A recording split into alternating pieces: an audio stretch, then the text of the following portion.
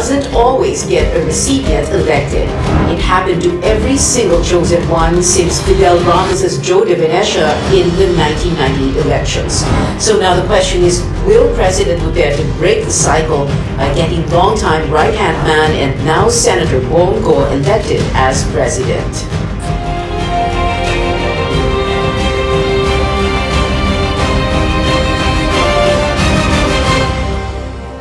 Good evening, I'm Pio Ontiveros. Welcome to your weekly political appointment fix, politics as usual. Our guests for tonight, political strategist Malu Tequia joining us via Zoom, and campaign advisor for Senator Ping Lacson, former Secretary Ronnie Puno. Good evening to you, Malu, and good evening, Sec Ronnie. Thank you very much for being here. Good evening, Pia. Let's begin with you, Secretary Ronnie Puno.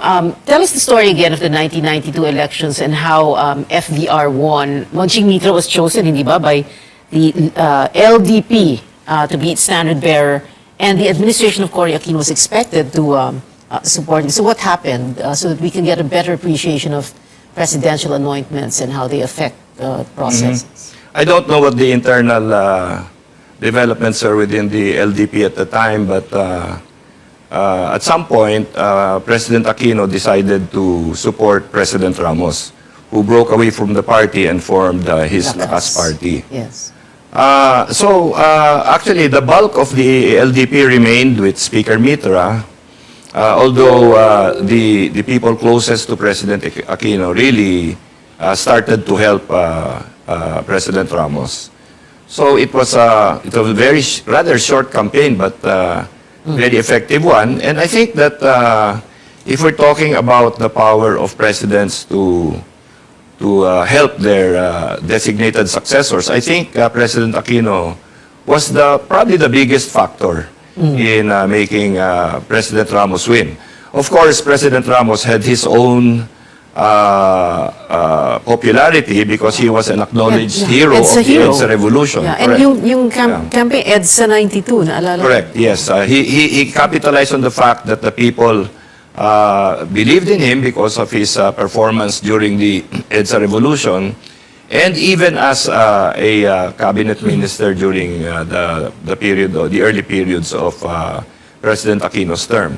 So both the record in his long public service plus the popularity because of EDSA, I think contributed to his victory. But of course, the help of President Aquino and their close allies were critical in his winning. Okay, so it was the anointment by, well, at the time, still a popular president, Cory Aquino, and then, like you said, FDR's record and EDSA hero status, and then the other not so best kept secret was a Ronnie Puno. No, actually, those things get blown out of proportion. Actually, the candidate was a great candidate. Yeah. He was working with the machinery of a very popular sitting president, and I think those were the main factors. And there were 7 candidates, if you will remember. Yes, yes. So you didn't really need to win, half of the electorate. Just 23%. Yeah, exactly. Yeah. And that was probably in the reserve of votes that they already both had in any case. And then as opposed to someone like Monching Mitra, veteran politician, they even call him a traditional politician, a trapo, as opposed to a new face. Ganon? Well, Speaker Mitra at the time had the support of all the congressmen, but of course, as the election came closer, and as the support of President Aquino towards President Ramos became more evident, I think a lot of the members of the LDP probably thought that, it would be in their interest and in their constituency's interest to go with the decision of President Aquino to support President Ramos. Okay. Well, Malu Tequia, back in 1992, where were you at the time, and who were you with, and how did you view presidential anointments at that time? Malu? I wasn't with any presidential candidate then. I was doing congressional races, but essentially it was conventions during that time were very important. Yes. And you would see that after that LDP convention, when Speaker Mitra was proclaimed, everyone thought that would have been the candidate until Secretary Ramos bolted out, and it was a dramatic stance made by the Defense Secretary, and he was able to group together and put that party and effectively run the campaign. So my sense with endorsement essentially is you have to look at the approval rating of the person endorsing. Do they have the so-called what do you call this? Tail, Cory the magic. tail of the to hang on. Yeah, Oo, to hang coattails. on and really win, coattails, based on the strength of the endorser. We've seen from that time on, the endorsers never really figured out after President Ramos until I guess, there has been no successful endorser Wala. to convert their candidate into the winning column. Okay. So talagang combination of factors. So, ito, today, 2021, we're looking at the 2022 election. So we have President Duterte, he wants Bongo as his successor. And there's a saying that goes, and making it up by the way, no? Presidential anointments can only do so much. So, you know, you have a popular President Duterte. So, is it too simplistic to say, dahil popular si Digong and he likes Bong, therefore those who like Digong will vote for Bong? We're going to ask our guests tonight, Ronnie Puna and Malu Tiquia, to answer that question when we come back. Politics as usual. We'll be right back.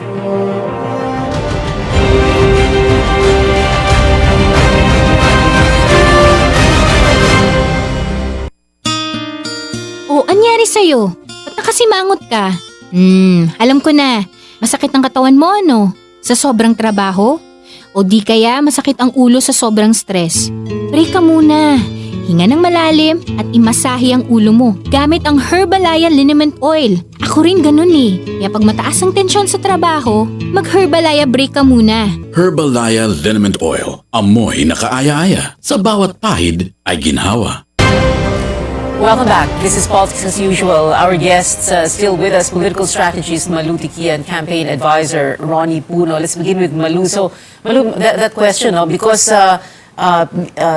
Digong, so people like Digong, and Digong likes Bong, so people will vote for whoever Digong likes. Not as simple as that, right? It's not that simple as that. For the basic reason, Senator Go came into our midst only in 2016. So that's like 5 years and 5 months being in the public realm. And it's not easy as just because you're the aide, everyone will follow the president. Yes, we have a very popular president, but it takes more than just being around and being active in the arena. You know, if you're going to look at tandems, the tandem of Lacson and Soto have all the experience, combined experience. When you pit them against Senator Go, medyo mahihirapan yun. And then there is no vice president. It's a very ludicrous situation where the administration doesn't have one ticket. There is no single ticket. And because of the way things have been dealt out, it would appear that the BBM Inday Sara ticket will be the push and pull against Ago without a vice president. So whether Inday Sara will accept the being guest, or whether she will stick with BBM, that's the big question. But I think... But it's gonna be weird if she's kung mag-guest candidate siya kay Bongo, ano yun? Tapos, candidate... Di ba, napakahirap napakahirap i-explain sa taong bayan. Kaya nga yung movement ng dalawa, si BBM at si Mayor Sara sa Tagum, nakita mo talagang... silang dalawa ang gumagalaw. Sa tingin ko, that would be a strategy, that it will be a tandem. They will move as a tandem, as everyone should. because it's Oo. going to be very hard to get a split ticket Oo. in oo. 2022. Yeah. Well, kanina sabi mo, di ba, experience, no? When Bongo says, and because he is the anointed of Rodrigo Duterte, when Bongo says, may experience ako because I had an up-close and personal, view of, the presidency because I was by the president's side the whole time. Is that good enough? Is that going to be good enough? No. No, for me, it's not because it takes more than just that to be president. Especially, I have to remind your listeners, we need a leader who has been tested by time because we are going on a reboot. Yung ekonomiya is very important. And I'm sorry to say this to Senator Go, people are looking for more than just being aid. And what do we really know about Senator Go? That's my question. Yeah. So in other words, we know all Digong cannot these rely on other his own candidates. Duterte cannot rely on his own popularity. But hindi ba the problem kasi is that the president daw was hoping that it would be Sara Duterte to run for president, and therefore, and then nasira ang plano, so therefore ganito na yan. Anyway, well, we're talking about the presidential anointment. So in this case, Secretary Puno, so you have Digong anointing Bongo. So hindi transferable yung popularity ni Presidente kay Bongo. Well, as you said, no, wala naman na transfer na popularity from the very beginning except for President Aquino. Yeah. I had very many reasons for that. Now, the first reason, I guess, is it's very hard for a president to recommend somebody that is better than him. No? Kasi siyempre, presidente ka na. You've been ruling the country for 6 years. Sino naman ang maituturo mo na sabi mo, mas magaling sa akin yan? None, because nobody would have had the experience that you had. And as Malu says, experience is very important. No? For example, the experience, as she says, of Senator Lacson and Senator Soto, that is unparalleled anywhere. I mean, there's nobody else has that kind of an experience. No? So they don't really need endorsements from anybody. Their endorsement comes from their own performance itself. No, they have proven in everything that they have done that they have the wherewithal, the experience, the courage, and the discipline to be able to do what needs to be done But as experience, president. experience because they're both senators. So, Yes. what if Bongbong Marcos said, well, I was a senator, I was a governor, I was a congressman. Well, That that's doesn't true. amount Then to experience. you go down and look at whatever the experience and the performance of each one has been. No, I mean, where have they really been and what have they really done? And I guess that's where we need to go during this election. Not just analyze what moves they make and react to every next surprising move somebody makes, no? Yeah. But we really have to sell our messages to the people, convince the people that our programs and the experience of our candidates are really what's going to make a difference in their future. Yeah. So, Bongbong Marcos has, of course, had done a lot of things also in his career. But I guess, if you compare with others, you're with going to Ping be able to Lacson. get a better decision on how Ping to... Lacson, chief PNP. So he Well, ran an organization. Senator Lacson has been a legislator for the longest time, and I know that he has a very intimate knowledge of everything that's going on in the country today. His knowledge about the issues in COVID, in national defense, in the lack of jobs, etc., is very detailed because he has been going through all of the legislation and budgets that have gone through Congress. It's very hard to do that. But when he was head of the Philippine National Police, I know because I was there at the time, the Philippine National Police experienced a rebirth. And during that time, Senator Lacson implemented what he called a devolution of the funds, no? Right. Bumaba ang pondo sa mga ang pondo talaga. And that was the moral authority that he used to stop corruption in the ranks of the police. Okay. And I think everybody in the PNP is proud of the time when he was chief PNP. So I think if he brings that kind of leadership, that kind of dedication and sincerity to the presidency, our country can sleep well at night. Okay, well, we're still talking about presidential anointment so that the country can sleep well at night.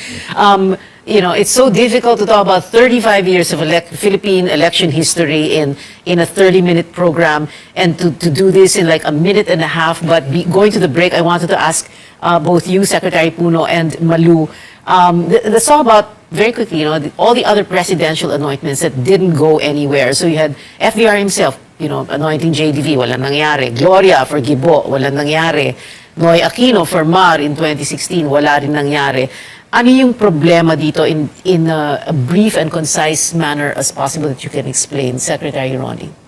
Well, for one thing, one of the more prevalent attitudes when we come into a presidential election is people normally want change. Okay, it's very rare Not more of the same. It's very rare that you will see people wanting more of the same. Most of the time, they will look for change because during the presidency of the existing president, a lot of things would have happened, and some good, some not so good. But people will remember the not so good because the good stuff they expect and they hope for because you have promised it to them in any case. But the bad things are a surprise to everyone. So they will want some change. And I think in all the elections that we have had, that's probably the biggest thing I have noticed, that people want change. And so if you are going to be selling a message that you will continue what has been happening, so what does that tell the people? You will continue with the lockdowns, you will continue with the loss of jobs, of course not. Yeah. But so if this happened during your time, how are you now going to tell people, I'm suggesting this guy because he's going to change things around? So people will just not believe that message. Interesting. People want change, but also, maybe that's also why the presidential anointment worked only once. So para bang kung FVR, ang JDV is FVR 2.0, Gloria Arroyo, Gibo, Gloria 2.0, and so on and so forth. Malu, Tiki, I'm going to ask you to answer the question when we come back. We just need to take a very quick break. More from our guests when we return. This is Politics as usual.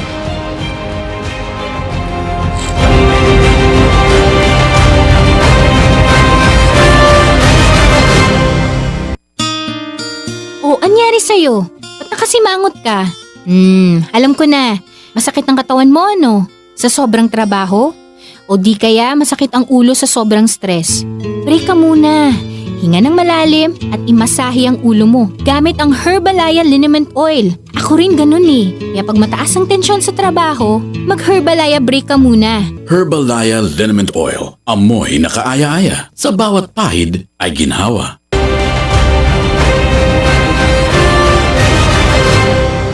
We are on our final stretch. This is Politics as usual. Political strategist Malu Tikia joining us via Zoom and Ronnie Puno here in the studio. Malu, your response to that question earlier before the break. Oops. Audio. Nakamute ka ba? I'm sorry. Yeah, okay. In this election, Pia, there are two continuity candidates. One is someone who is for the same, which is Senator Go, and the other is actually the daughter, Duterte, who wants to stand on her own worth. So, if you're going to look at continuity, these are two poles apart. And unfortunately for Senator Go, there's the name of the Duterte. So that in itself is a very strong driver for the outcome, at least at the vice presidential level. At the presidential level, you will have Senator Go will have to stand on his own. It cannot be that the president will always be there. He will always be talking and doing the defense for Senator Go. Unless we are electing Duterte 2, which is actually the PRRD under a different guy. I don't think the country is ready for that. What we are seeing now is that the country is ready for a Marcos. Those are pre-campaign surveys. Things might change during the campaign period. And the reason why I always say, I look at the Lacson-Soto tandem as the dark horse because they have the capability to come from behind. I mean, if the president is saying, let's look for a strong president, sino yun?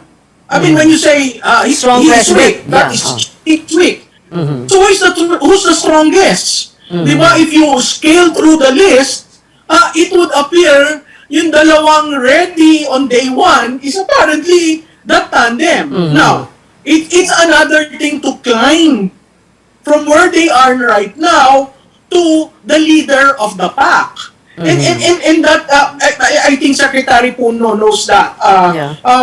But that's a challenge to that team. I'm not saying that I am so surprised at the majority rankings ratings of the two at pre-campaign level. But things will change once we hit February. And I think in the last 48 days, 50 days, that tandem has remained quiet and was just going through and reaching out to people. So So that parang- is campaigning. In a way, the topic of the show, presidential anointments, we could just throw it right out the window because it's not going to be a factor, the way things go. But anyway, okay, so we have enough. Pia, just one Yeah, note. sige. Just one note on that. I mean, the president will be with Senator Go. I mean, is that the reason why he's running for the Senate? So that when they go around, they're both together? Come on. Well, you're ending your administration on a high note, but here is an active player in the political scene. How do you now put together your legacy? How do you ensure there's an honest, orderly, peaceful election? How do you ensure the transition? These things have to be thought out carefully simply because there's so many things that this administration has done. So you're going to put that all, down the sink. Ang gulo. Okay, final words na. Malu, final words ka muna and then we'll give the final words to Secretary Ronnie. Sige. We have 4 minutes. Go ahead. So I think to the voters, patuloy kayong maging mapanuri. Hindi pa ho tapos ang halalan. Lahat na nakikita nating ratings sa surveys, those are pre-campaign ratings. In 2016, we saw someone coming from far behind and leading the pack and ultimately winning. So, let us be conscious of that and let us look at the platforms. Tigilan na natin yung personality-driven at tirahan. Tingnan natin yung plataforma kasi ang 2022, mahalagang makabangon tayo. That's true. Thank you, Malutiki. Secretary Ronnie Puno. Yeah, thank you. Well, actually, I think it's important for everyone to realize where we are today. We are in crisis. We have had 2 of the most difficult years our country has ever gone through. School has not yet even normalized. So many people, millions have lost their jobs. We have to think very carefully about who we are going to look to lead us through all of these problems. And I think experience is going to be a major factor in how we climb ourselves out of this crisis that we face. And I think that strength of character, honesty, and really good public service is what's going to carry this country forward.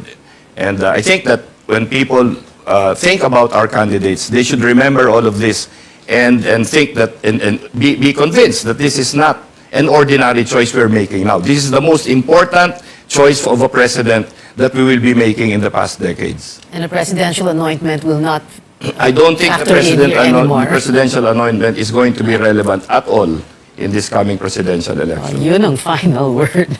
Thank you very much for joining us, political strategist Malu Tikia. Malu, thank you so much. I'll see you again. And Secretary Ronnie Puno. Sir, thank you very much for being here. We've been told before, don't talk politics at the dinner table or the family reunion or in Viber groups and risk digital warfare. But we can talk about it here at this table on the show, your weekly political appointment fix. Politics as usual. I'm Pia Ontiveros. See you back here next Tuesday, 8:30 p.m.